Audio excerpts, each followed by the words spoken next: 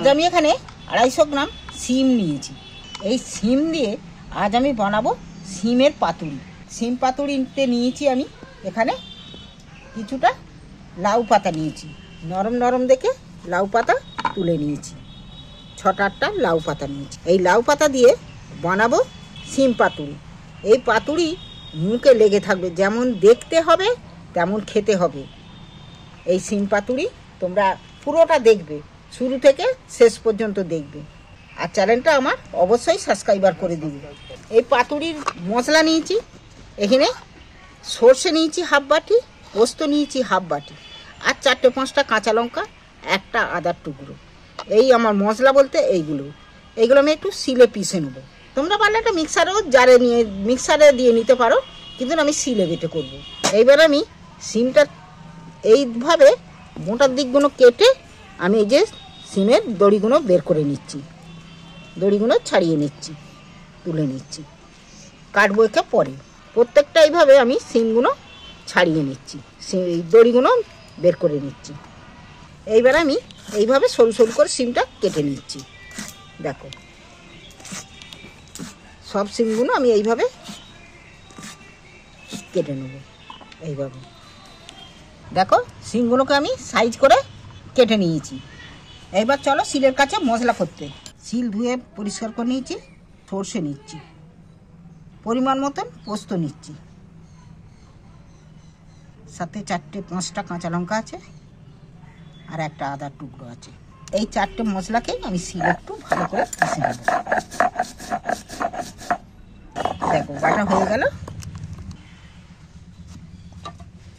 দেখো পোস্ত আর সর্ষে পোস্ত বাটাটা আমি তুলে নিচ্ছি। কাঁচা লঙ্কা দিয়েছি বলে সবুজ সবুজ মতো লাগছে।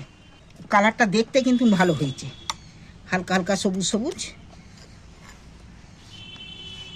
সিমগুলো কেটে নিয়েছি, লাউ পাতার এই মোটাগুলো কেটে নিচ্ছি আমি একটু, নাহলে এই লাউ পাতার মোটাগুলো শক্ত শক্ত হয়ে থাকবে তো ভালো লাগবে না খেতে তখন। এইগুলো কেটে নিয়েছি, মোটা ডাঁটাগুলো। এইভাবে আমি সবগুলোকে কেটে নিয়েছি। এবার আমি সিমগুলোর উপরে দেখো প্রথমেই আমি দিয়ে দিচ্ছি 2টো পেঁয়াজ কেটে রেখেছিল, পেঁয়াজ কুচানোগুলো দিয়ে দিই। একটু হলদু দিয়ে দিচ্ছি, ওখানে হাফ চামচের মতো সামান্য করে লঙ্কার গুঁড়ো দিয়েছি, হাফ চামচের মতো মরিচের গুঁড়ো দিচ্ছি। সিমটা স্বাদ মতো নুন দিচ্ছি, একটু সর্ষের তেল দিয়ে দিচ্ছি 1 চামচের মতো।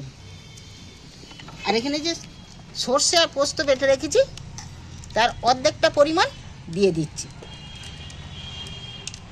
আর অর্ধেকটা রেখে দিচ্ছি, আবার ফের একটুখানি পরে কাজে লাগবে এটা। এর উপরে চিংড়ি মাছের খোলা ছাড়িয়ে পরিষ্কার করে রেখেছি, চিংড়ি মাছগুলো দিয়ে দিন। এইবার আমি মেখে নিচ্ছি একসাথে। সিম অনেকই খেয়েছো, সিম সর্ষে, সিম ভাজা, সিম শুক্তো, অনেক রকম খেয়ে। সিমের পাতুরি খেয়েছো? পাতুরিও অনেক রকম খেয়েছো, ইলিশ মাছের পাতুরি, ভেটকি মাছের পাতুরি, পাতুরিও অনেক রকম অনেক কিছু করে খাওয়া যায়, চিংড়ি মাছের পাতুরি। তা আমি আজ বানাবো সিম পাতুরি। এখানে একটা আমি থালা নিয়েছি, লাউ পাতাটা পেতে নিচ্ছি।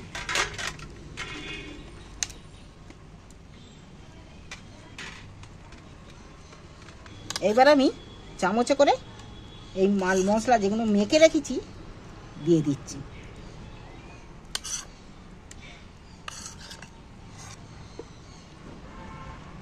এবারে ব্যান্ডিশ করে নিচ্ছি। কি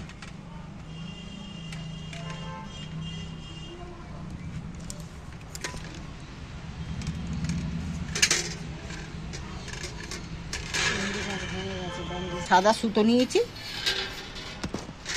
এটা সুতো দিয়ে ভালো করে ব্যান্ডিশ করে নেব যাতে না খুলে যায়।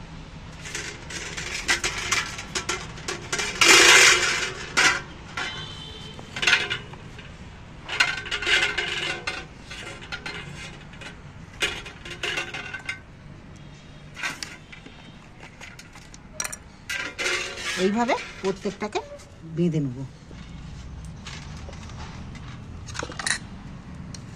আবার আমি এই ম্যাগনেট করা সিম, চিংড়ি মাছ সব আমি এর মধ্যে দিয়ে দিচ্ছি।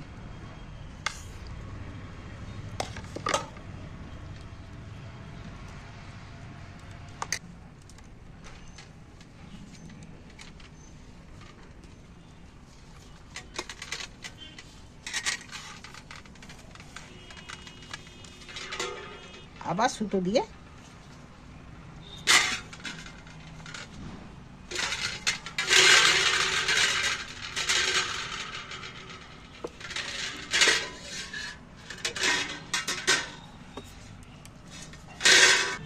এইবার যে বেঁধে নিয়েছি আর তো খুলবে না, এইভাবে আমি প্রত্যেকটাকে বেঁধে নিচ্ছি। দেখ প্রত্যেকটা আমি ভালো করে বেঁধে নিয়েছি। বন্ধুরা আমার সব কিছু রেডি। এইবার আমি গ্যাসে প্যান বসিয়ে গ্যাস জ্বেলে দিচ্ছি। এইবার আমি প্যানের মধ্যে বেশ খানিকটা তেল ঢেলে দিচ্ছি, একটু বেশি করেই তেলটা দিয়েছি। তেলটা কিন্তু গরম হয়ে গেছে। এইবার আমার পাতায় মোড়া যে রেসিপিগুলো আমি যে মশলাগুলো দিয়ে আমি পাতাটা মুড়ে ব্যান্ডিজ করে রেখেছি, এইটা আমি একটা একটা করে তেলের মধ্যে তুলে দিচ্ছি।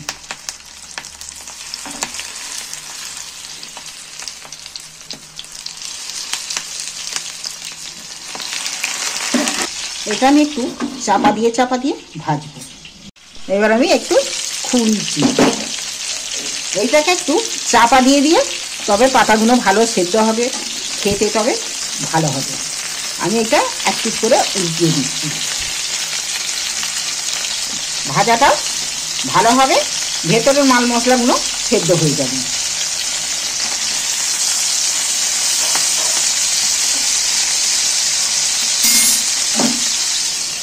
আবারও চাপা দিয়ে দিচ্ছি। দেখো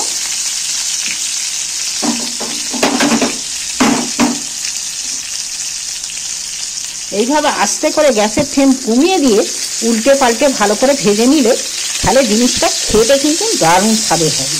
এই যে ভাজা হচ্ছে এর একটা সেন্টটাই আলাদা উঠেছে। দেখো ভাজা আমার লাল লাল করে ভাজা হয়ে গেছে।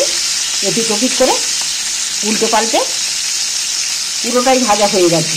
তোমরা এইভাবে একবার অন্তত বানিয়ে খেয়ে দেখবে। ওটা ভাজা হয়ে গেছে। আর এখানে দেখো এই যে সরষে পোস্ত বাটা একটু রেখে দিয়েছি, আমি এইটাকে শেষ গুঁড়োটি একটু দিয়ে দিচ্ছি। এর মধ্যে স্বাদ মতো নুন দিয়ে দিচ্ছি, আর দিচ্ছি একটু হলুদ। এইবার আমার শিলে পেশা মশলাটা যে ভেজে ধুয়ে রেখেছিল শিলটা, সেই মশলাটা আমি একটু ওই জলটা দিয়ে দিচ্ছি। শিল ধোয়া জলটা দিয়ে দিন।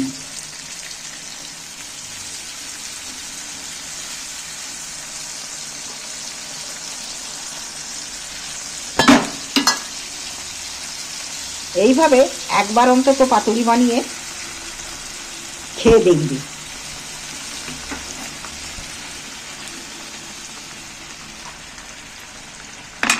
আমি একটু চিমটি করে উল্টিয়ে দিচ্ছি এক পিঠ করে।